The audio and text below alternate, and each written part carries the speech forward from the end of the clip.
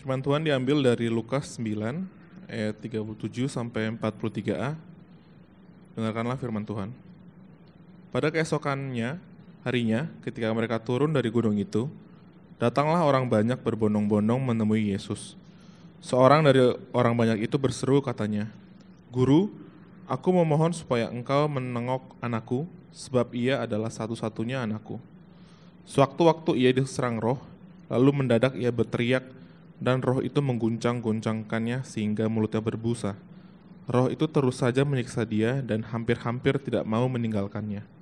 Dan aku telah meminta kepada murid-muridmu supaya mereka mengusir roh itu, tetapi mereka tidak dapat." Maka kata Yesus, "Hai kamu angkatan yang tidak percaya dan yang sesat, berapa lama lagi aku harus tinggal di antara kamu dan sabar terhadap kamu? Bawa anakmu itu kemari." Dan ketika anak itu mendekati Yesus, setan itu membantingkannya ke tanah dan menggoncang-goncangnya. Tetapi Yesus menegur roh jahat itu dengan keras dan menyembuhkan anak itu, lalu mengembalikannya kepada ayahnya. Maka takjublah semua orang itu karena kebesaran Allah. Demikianlah firman Tuhan. Terima kasih untuk saudara Yosua yang sudah membacakan perikop khotbah hari ini, juga untuk Mike dan tim musik yang sudah memimpin dalam liturgi dan puji-pujian. Shalom, selamat pagi sekali lagi saudara. Senang hari ini kita akan kembali boleh bersama-sama mempelajari satu kebenaran firman Tuhan yang tadi sudah dibacakan. Nah saudara, kita sudah masuk ke bagian terakhir dari narasi penyataan diri Yesus yang dimulai dari pasal 9 ayat pertama sampai di ayat 50 nanti di minggu depan. Nah narasi ini dibagi menjadi dua bagian, yaitu ayat 37 sampai 43a yang kita akan pelajari hari ini, dan ayat 43b sampai 50 yang akan kita pelajari di minggu depan. Nah setelah itu kita akan masuk ke dalam narasi perjalanan Yesus ke Yerusalem yang dimulai dari ayat 51. Nah perikop hari ini saudara seperti tadi sudah dibacakan berisi kisah Yesus mengusir roh jahat dari diri seorang anak laki-laki dan menyembuhkan anak itu. Tentu kita masih ingat bahwa sebelumnya di pasal 8 dicatat juga oleh Lukas kisah mirip-mirip dengan kisah ini, yaitu kisah Yesus mengusir roh jahat dari seorang pemuda di Gerasa. Jadi ada beberapa hal yang sama dengan kisah hari ini, ada juga bagian-bagian yang berbeda. Kisah pengusiran setan di pasal 8 dengan yang hari ini. Nah karena itu saudara, walaupun kisahnya agak mirip, tema poin khotbahnya pun tak terhindarkan pasti ada kemiripan dengan kisah di pasal 8, yaitu tentang kuasa dan otoritas Yesus atas setan dan roh jahat. Namun tetap ada bagian-bagian dari kisah ini yang berbeda, yang bagi saya itu dapat memberikan satu insight yang baru waktu kita mempelajarinya yang tidak terdapat di dalam pasal 8 itu. Jadi mari kita sama-sama mempelajarinya, namun sebelumnya mari kita sama kembali menundukkan kepala kita berdoa minta pimpinan Roh Kudus. Bapa di dalam surga, kami bersyukur kalau hari ini kami boleh kembali belajar kebenaran firman-Mu. Kami selalu menyadari bahwa tidak pernah satu kebetulan waktu kami mendengarkan firman Tuhan. Dan kalau hari ini kami belajar itu karena ada maksud Tuhan, rencana Tuhan secara khusus bagi setiap kami yang hadir pada saat ini terkait dengan kebenaran firman yang kami akan pelajari ini. Karena itu kiranya Roh Kudus bekerja, membuka hati kami supaya kami semua siap untuk menerima firman-Mu. Dalam nama Tuhan Yesus kami berdoa. Amin. Nah saudara, ada 3 poin khotbah hari ini. Kuasa Allah dalam kehidupan kita adalah yang pertama, sumber dari pertolongan kita. Yang kedua, kuasa Allah dalam kehidupan kita adalah sebuah kebenaran yang harus kita percayai. Dan yang ketiga, kuasa Allah dalam kehidupan kita adalah bentuk penyataan kasih-Nya kepada kita. Mari kita akan masuk ke poin yang pertama. Kuasa Allah dalam kehidupan kita adalah sumber dari pertolongan kita. Nah saudara, ketika kita berada dalam pergumulan hidup yang berat, ketika ada satu masalah dalam hidup kita yang sangat menguras energi kita, emosi kita, pikiran kita, maka yang kita lakukan umumnya adalah 2. Kita berdoa mencari Tuhan dan pertolongannya, lalu kita juga umumnya mungkin akan menghubungi sahabat-sahabat dekat kita. Orang-orang yang kita percayai dan mempercayai kita untuk menceritakan permasalahan kita. Paling tidak kita bisa curhat, mengeluarkan unek-unek kita agar rasa lebih lega. Dan jikalau memungkinkan, mungkin kita bersama sahabat kita itu bisa sama-sama memikirkan solusi dari masalah yang sedang kita hadapi. Jika kita butuh bantuan, maka kita membicarakan bagaimana mendapatkan bantuan yang kita butuhkan itu. Dan tidak ada yang salah dengan semua itu saudara, bahkan itulah yang kita harus lakukan sebagai makhluk sosial yang hidup saling membutuhkan dan saling membantu satu dengan yang lain. Namun saudara, walaupun semua itu kita lakukan, satu hal yang perlu kita tanamkan adalah kebenaran bahwa Allah lah satu-satunya sumber dari pertolongan kita. Hanya Allah yang berkuasa untuk menolong kita. Dan apa yang terjadi di dalam bagian pertama dari kisah ini menunjukkan kebenaran tersebut. Mari kita lihat kembali ayat-ayatnya saudara. Di ayat 38 sampai 40 dapat kita lihat satu gambaran dari kehidupan sebuah keluarga kecil, hanya ayah dan anak yang sedang dalam pergumulan dan penderitaan yang berat.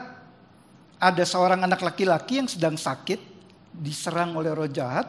Injil Matius menyebut anak itu sakit ayan atau epilepsi.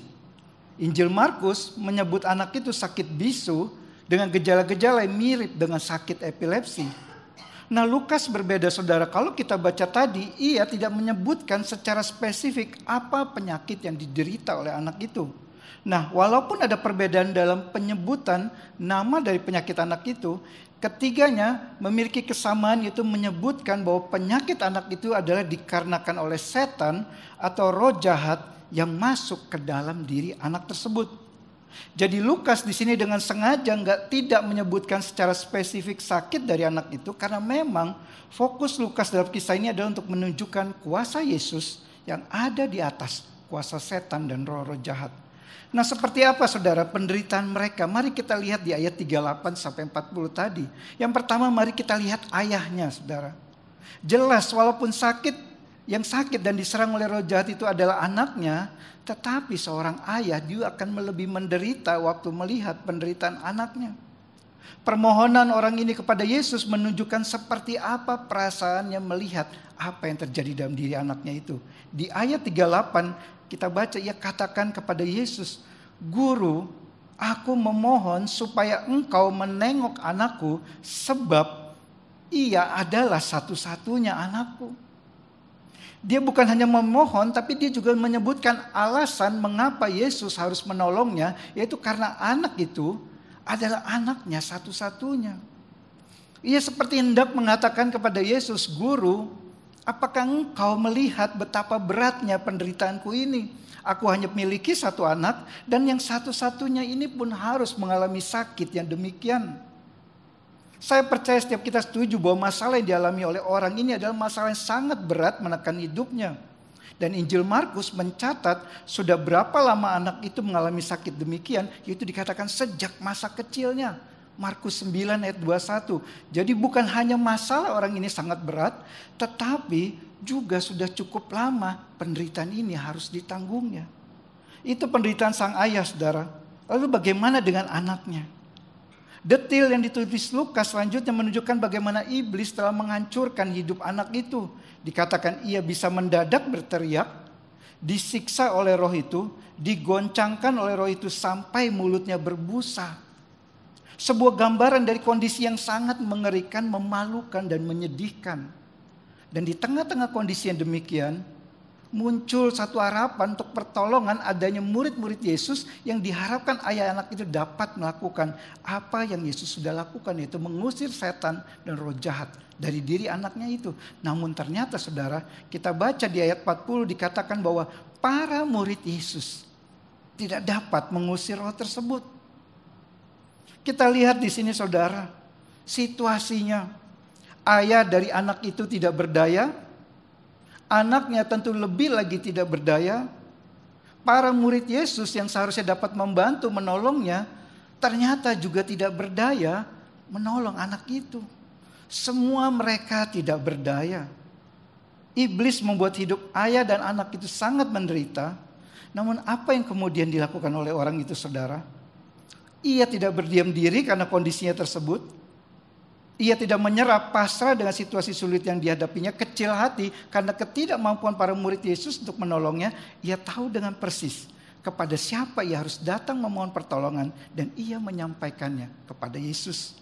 Lukas katakan di ayat 37 dan 38, di tengah-tengah orang banyak yang berbondong-bondong menemui Yesus, ayah dari anak itu yang sakit itu berseru kepada Yesus memohon agar Yesus menyembuhkan anaknya.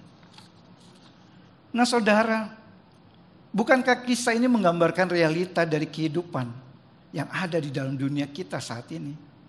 Yang setiap kita pernah alami, sedang alami, mungkin nanti bisa mengalami. Tentu tidak selalu dalam bentuk yang sama persis seperti yang dialami oleh ayah dan anak itu, yaitu diserang oleh setan dan roh jahat, tetapi intinya sama. Penderitaan hidup yang berat, yang seperti tidak ada jalan keluar, seperti tanpa harapan, seperti tidak ada yang dapat menolong, seperti setan dan roh jahat menyiksa anak itu. Penderitaan atau pergumulan hidup yang kita alami mungkin telah membuat kita tersiksa. Seperti setan dan roh jahat itu tidak mau meninggalkan anak itu. Penderitaan atau pergumulan hidup yang kita alami seolah-olah seperti tidak pernah akan meninggalkan hidup kita.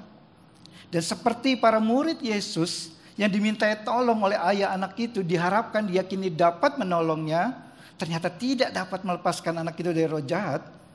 Mungkin kita juga akan mengalami tidak menemukan seorang pun yang dapat membantu kita keluar dari penderitaan dan pergumulan hidup kita. Namun walaupun semua ini saudara kita alami, mari kita mengingat kisah ini. Seperti ayah dari anak yang sakit itu, ia tetap berseru memohon kepada Yesus untuk menolongnya. Dan Yesus mendengarkan permohonan orang itu. Yesus menyembuhkan anak yang sakit itu. Kita masuk ke poin yang kedua. Kuasa Allah dalam kehidupan kita adalah sebuah kebenaran yang harus kita percayai. Nah saudara, kalau kita mau jujur dengan diri kita, bicara perihal tetap mempercayai kuasa dan pertolongan Allah dalam hidup kita, tetap berseru memohon pertolongannya waktu situasi kita sangat sulit, waktu dalam penderitaan dan pergumulan hidup yang berat, itu adalah hal yang lebih mudah untuk dikatakan daripada benar-benar dilakukan. Seperti tadi sudah disampaikan dalam liturgi, kita kadang hidup seperti tidak beriman kepada Allah waktu kondisi sulit. Dan saya sendiri saudara terus terang ketika saya mengetik poin pertama tadi, saya langsung refleksikan dengan hidup saya pribadi dan menemukan bahwa ketika saya berada dalam pergumulan hidup yang cukup berat, ketika masa sulit itu datang dalam hidup saya, maka yang terjadi adalah saya mulai menjadi ragu akan kuasa dan pertolongan Tuhan. Mulai ragu apakah Tuhan mendengarkan permohonan saya untuk pertolongannya. Dan saudara, apa yang terjadi kemudian dalam kisah ini membawa saya pada dua hal secara bersamaan. Pertama, bahwa sikap respons yang demikian, kehilangan kepercayaan pada Allah itu bisa terjadi pada siapa saja. Artinya sesuatu yang sifatnya wajar, manusiawi. Dari mana dasarnya saudara? Karena ternyata para murid Yesus pun demikian. Dikatakan dalam kisah ini mereka gagal mengusir roh jahat dari diri anak itu karena mereka tidak percaya bahwa dengan kuasa dari Yesus mereka dapat melakukannya. Saya seperti mendapatkan pembenaran dari sikap para murid tersebut bagi kecilnya iman percaya saya waktu ada penderitaan hidup. Jika para murid Yesus saja, para rasul itu, mereka saja bisa menjadi kurang percaya, apalagi saya orang Kristen biasa. Sangat wajar kalau saya tidak menjadi percaya atau kurang percaya waktu dalam pergumulan. Namun saudara, pada saat yang sama, hal kedua yang saya dapatkan dari kisah ini adalah saya menemukan bahwa sikap kurang percaya saya itu adalah hal yang serius di mata Allah. Dari mana saya mengatakan itu saudara? Dari teguran Yesus kepada para muridnya atas ketidakpercayaan mereka. Jadi saya sempat lega karena seperti dapat pembenaran dari kurang percaya saya ini. Tapi pada saat yang sama, saya mendapatkan teguran dari sikap kurang percaya saya kepada Allah waktu kondisi hidup sedang berat. Ketidakpercayaan saya adalah hal yang bisa saja terjadi dalam hidup iman saya. Namun saya menyadari bahwa ketidakpercayaan saya itu juga sekaligus adalah hal yang tidak baik di mata Allah. Mari kita lihat ayat-ayatnya saudara. Setelah ayah dari anak itu mengatakan kepada Yesus bahwa sebelumnya ia telah minta kepada murid Yesus untuk mengusir roh jahat dari anaknya, tetapi murid Yesus tidak mampu melakukannya. Kemungkinan ini adalah 9 murid Yesus yang lain yang tidak ikut naik ke atas gunung di dalam peristiwa transfigurasi Yesus. Maka Yesus langsung menegur dengan keras para muridnya itu. Di ayat 41 Yesus mengeluarkan perkataan yang begitu keras kepada para muridnya terkait hal tersebut. Dikatakan di ayat 41, maka kata Yesus, hai kamu angkatan yang tidak percaya dan yang sesat, Berapa lama lagi aku harus tinggal di antara kamu dan sabar terhadap kamu? Lukas, saudara, berbeda dengan kedua Injil yang lain. Lukas tidak mencatat secara eksplisit, secara spesifik alasan dari kegagalan para murid dalam mengusir roh jahat tersebut. Matius mencatat alasannya, dikatakan karena para murid itu kurang beriman, kurang percaya. Markus mencatat alasannya karena para murid kurang berdoa. Jadi kalau boleh kita gabungkan keduanya, di dalam kisah ini kurang beriman dan kurang berdoa ini, para murid kurang percaya, kurang meminta, kurang bersandar, kurang bergantung kepada Allah dalam berurusan dengan roh jahat tersebut. Beberapa penafsir Alkitab mengatakan bahwa perkataan Yesus yang keras tersebut mengacu kepada perjanjian lama. Secara spesifik mengacu kepada perkataan Musa tentang bangsa Israel yang begitu tegar tengkuk. Di dalam kitab Ulangan 32 ayat 5 dikatakan mereka adalah satu angkatan yang bengkok dan belat-belit. Artinya saudara, Yesus menyamakan para murid itu, mengelompokkan mereka dengan sikap tidak percaya mereka itu sama seperti seluruh bangsa Israel yang bengkok dan belat-belit itu, yang tidak setia, yang suka memutar balik. Maka pertanyaannya saudara, mengapa Yesus sedemikian keras menegur para murid atas ketidakpercayaan mereka?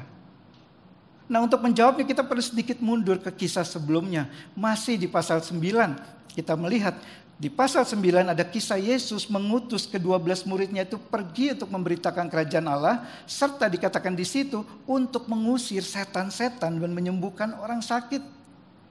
Jadi dengan jelas dicatat Yesus memberikan tenaga dan kuasa kepada mereka untuk dapat melakukan misi itu. Pasal 9 ayat 1 dan 6. Jadi soal mengusir setan atau roh jahat itu bukan hal yang baru bagi para murid. Mereka pernah melakukannya sebelumnya. Lalu di dalam pasal 9 ayat 10 dan 17, Yesus melakukan mujizat yang terkenal itu, memberi makan 5.000 orang hanya dengan 5 roti 2 ikan. Mereka sudah saksikan sendiri betapa besarnya kuasa Yesus. Dan soal pengusiran roh jahat ini saudara, ini juga bukan yang pertama kali mereka lihat Yesus lakukan. Seperti tadi saya katakan, sebelumnya di pasal 8, mereka sudah menyaksikan Yesus mengusir setan dan roh jahat dari pemuda di Gerasa itu. Karena itu, Yesus menegur muridnya dengan sangat keras karena ketidakpercayaan mereka.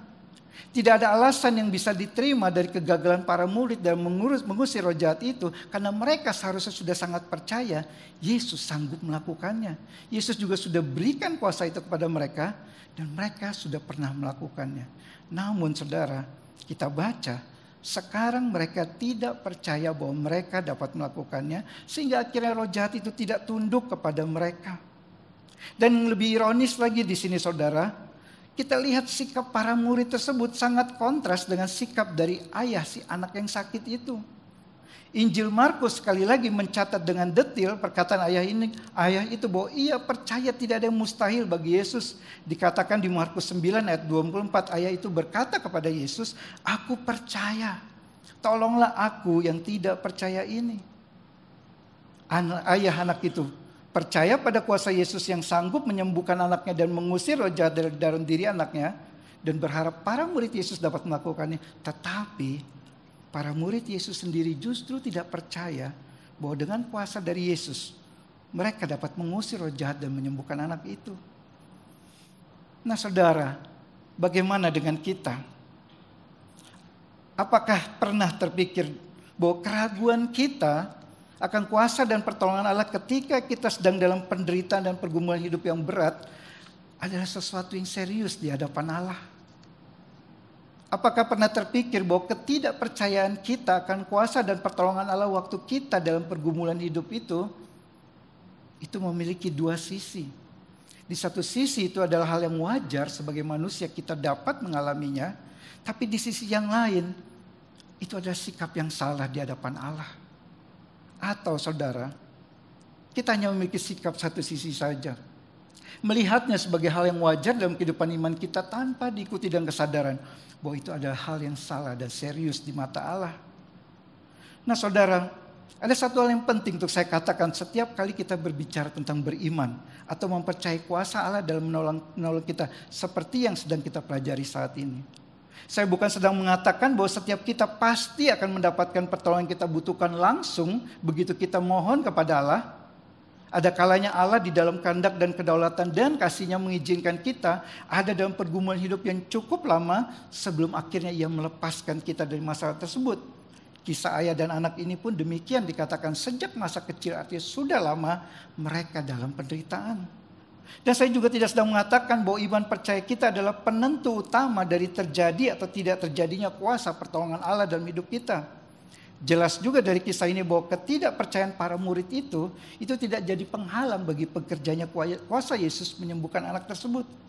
Tetapi saudara, yang saya sedang katakan di sini adalah setiap kita harus memeriksa diri kita. Apakah di tengah-tengah permasalahan hidup kita yang sangat berat itu, yang sangat melelahkan itu, sangat menguras energi dan emosi kita itu, kita tetap percaya bahwa kuasa dan pertolongan Allah itu nyata dalam hidup kita? Apakah kita tetap percaya bahwa satu hari kelak hanya Allah yang tahu kapan, dalam waktu dan caranya Allah, maka pergumulan dan penderitaan hidup kita itu akan berlalu? Dan apakah pada waktu kita mulai lemah, mulai goyah, mulai tidak lagi percaya karena begitu lama dan begitu berat pergumulan hidup yang harus kita jalani tersebut, apakah kita sepenuhnya menyadari bahwa ketidakpercayaan kita itu adalah hal yang salah dan serius di mata Allah? Seperti Yesus menegur ketidakpercayaan para muridnya. Sekali lagi kiranya kita dapat seperti sang ayah dari anak yang sakit itu, tetap percaya kuasa dan pertolongan Allah dalam hidupnya, walaupun untuk cukup waktu yang lama ia harus mengalami penderitaan berat karena sakit anaknya itu. Jadi saudara, selain mengingat bahwa kuasa Allah adalah sumber pertolongan kita satu-satunya, dan bahwa sangat penting untuk terus mempercayai kuasa Allah di tengah-tengah pergumulan hidup kita, maka ada satu hal lagi yang perlu kita ingat setiap kali kita bicara tentang kuasa dan pertolongan Allah dalam hidup kita. Apa itu? Kita masuk ke poin yang ketiga yang terakhir. Kuasa Allah dalam kehidupan kita adalah bentuk penyataan kasih-Nya kepada kita. Nah saudara, kebenaran yang ketiga terkait dengan kuasa Allah dalam hidup kita ini adalah bahwa ketika ada satu demonstrasi kuasa Allah, maka di dalamnya terdapat penyataan kasih Allah kepada kita. Bahwa waktu Allah menyatakan kuasa dan pertolongannya dalam hidup kita, maka sebenarnya pada saat yang sama Allah sedang menyatakan kasih-Nya kepada kita. Dan kebenaran ini kita dapat lihat di dalam bagian terakhir dari kisah ini. Di ayat 42 sampai 43a. Dikatakan demikian. Dan ketika anak itu mendekati Yesus, setan itu membantingkannya ke tanah dan menggoncang-goncangnya. Tetapi Yesus menegur roh jahat itu dengan keras dan menyembuhkan anak itu, lalu mengembalikannya kepada ayahnya. Maka takjublah semua orang itu karena kebesaran Allah. Saudara, dari ayat 42 sampai 43a ini saudara, kita melihat seperti ada sebuah peperangan antara kuasa gelap dan kuasa terang. Ada Yesus yang hendak menyembuhkan anak itu, dan ia memerintahkan agar anak itu dibawa ke hadapannya. Dan ada setan atau roh jahat yang tidak begitu saja mau melepaskan anak tersebut dari cengkeramannya. Dikatakan waktu anak itu berjalan mendekati Yesus, iblis masih mencoba menguasai anak itu. Dia masih mencoba menghancurkan anak itu, mencoba menghalangi anak itu datang kepada Yesus. Iblis tidak rela kehilangan anak yang dirasukainya itu. Dikatakan tadi dia membanting anak itu ke tanah agar anak itu tidak sampai ke depan Yesus. Karena itu kemudian Yesus bertindak melepaskan anak itu dari penguasaan roh jahat tersebut. Dan Injil Markus sekali lagi mencatat peristiwa ini dengan detail. Dikatakan Yesus di dalam Injil Markus, Yesus memerintahkan kepada roh jahat itu, "Hai kau roh yang menyebabkan orang menjadi bisu dan tuli, aku memerintahkan engkau keluarlah daripada anak itu dan jangan memasukinya lagi." Nah saudara, dari apa yang terjadi di ayat 42 sampai 43a, ada satu kata, satu kalimat, satu penggalan kalimat yang bagi saya itu tidak boleh kita lewatkan, yaitu kalimat Yesus mengembalikan anak itu kepada ayahnya. Tidak dikatakan di situ lalu anak itu berlari kepada ayahnya setelah Yesus sembuhkan, atau tidak dikatakan lalu ayahnya datang mengambil anak itu, tapi dikatakan di sini Yesus mengembalikan anak itu kepada ayahnya. Kalimat ini tidak ditulis oleh Matius dan Markus. Dan bukankah terasa berbeda, saudara? Waktu kita membaca dikatakan Yesus mengembalikan anak itu kepada ayahnya. Kita bayangkan Yesus membawa anak itu ke hadapan ayahnya, menyerahkan anak itu kepada ayahnya. Dan bayangkan momen itu, saudara. Waktu ayahnya menerima anaknya dari tangan Yesus. Pasti hati kita tersentuh kalau kita melihat apa yang dilakukan Yesus mengembalikan anak itu kepada ayahnya. Karena itu menunjukkan belas kasihan Yesus secara personal kepada ayah dan anaknya itu. Ada penyataan kasih Yesus dalam tindakan tersebut.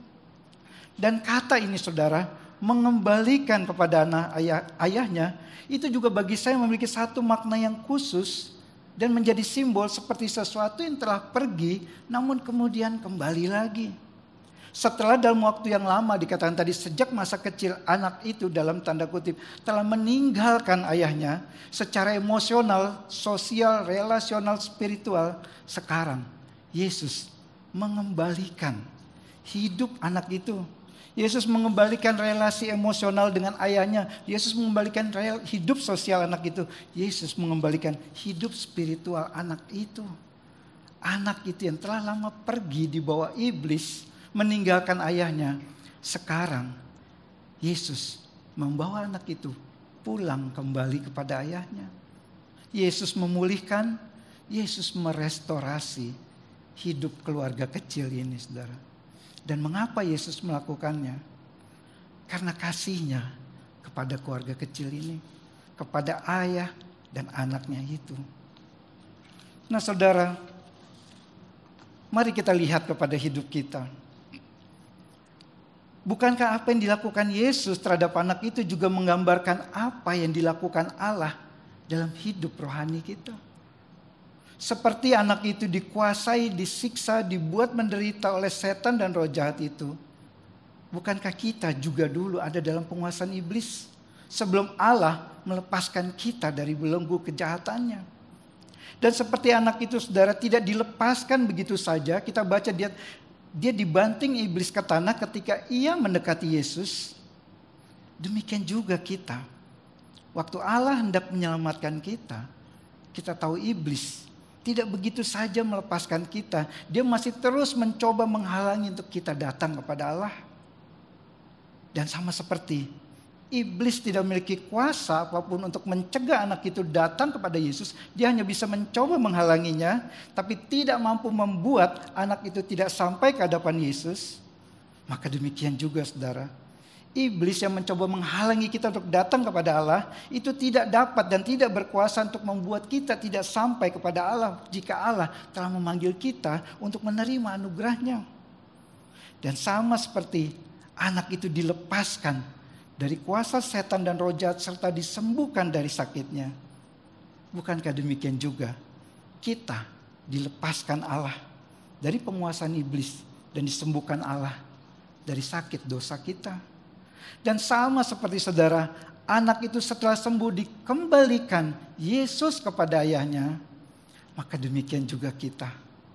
Setelah kita dilepaskan dari belenggu iblis, setelah disembuhkan dari sakit kronis dosa kita, kita dikembalikan Allah pada posisi kita yang semula, yaitu kembali menjadi anak-anak Allah, menjadi anak-anak terang. Dan inilah, saudara, kebesaran dari kuasa dan kasih Allah kepada kita. Jadi kisah ini, saudara, adalah satu kisah dengan dua sisi. Ini adalah kisah bagaimana Yesus menyembuhkan seorang anak serta melepaskan anak itu dari setan dan roh jahat yang membuatnya sakit. Sebuah kesembuhan yang bersifat jasmani, tapi ini sekaligus adalah kisah bagaimana Allah menyembuhkan kita manusia berdosa dari sakit kronis dosa kita serta melepaskan kita dari penguasaan iblis atas hidup kita. Ini adalah satu kesembuhan yang bersifat rohani. Dan saudara, dua bentuk kesembuhan ini memiliki dua cara penanganan yang berbeda pula. Jika pada saat menyembuhkan anak itu, Yesus menggunakan kuasa dan otoritasnya atas setan dan roh jahat mengalahkan kuasa iblis itu, maka pada saat Allah menyembuhkan kita yang penuh dosa ini, Yesus sebaliknya harus menanggalkan kuasa dan otoritasnya untuk sementara, untuk sesaat, membuat dirinya seperti tak berdaya dikalahkan oleh kuasa iblis waktu ia mati di atas kayu salib.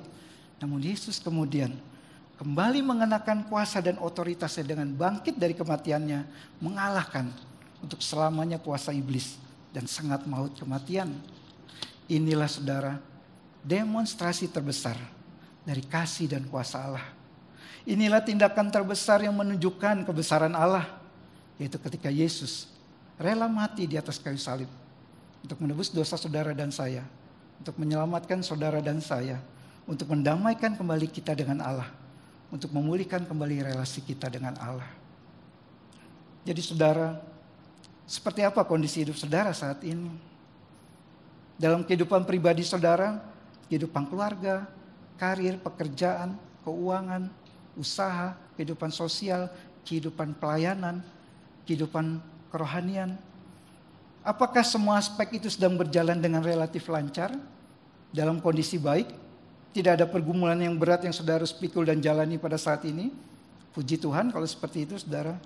Atau ada salah satu aspek di mana sedang ada masalah yang berat terkait dengan aspek tersebut, yang kondisinya tidak baik-baik saja, sedang sulit, membawa saudara pada penderitaan fisik, emosional maupun spiritual.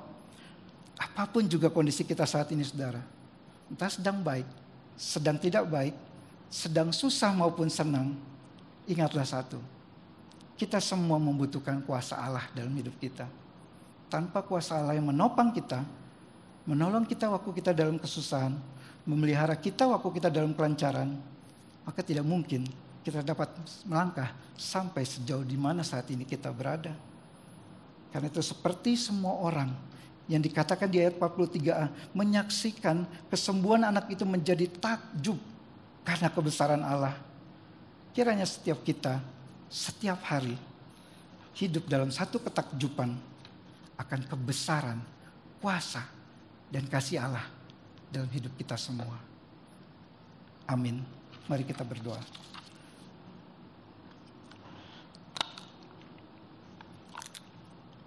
Kami datang kepadamu kembali ya Tuhan. Kami bersyukur kalau hari ini kami sama-sama belajar tentang kuasa-Mu di atas segala kuasa iblis, roh jahat, di atas segala penderitaan kami. Karena itu kami juga sadar dan kami mengakui kalau terkadang iman kami begitu lemah, sehingga kami tidak mempercayai kuasa dan pertolongan-Mu di tengah-tengah situasi sulit yang kami sedang hadapi.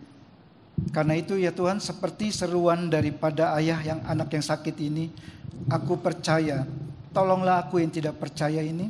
Kiranya ini menjadi seruan kami, kiranya Tuhan juga menolong kami yang begitu lemah ini, dan mengingatkan kami bahwa waktu kami tidak percaya, itu adalah satu hal yang serius di mata Engkau. Karena itu Tuhan, kuatkan kami semua dan tolong kami semua, biarlah kami selalu tiap hari hidup dalam satu ketakjuban akan besarnya kasih dan kuasa-Mu di dalam hidup kami. Dalam nama Tuhan Yesus kami berdoa. Amin.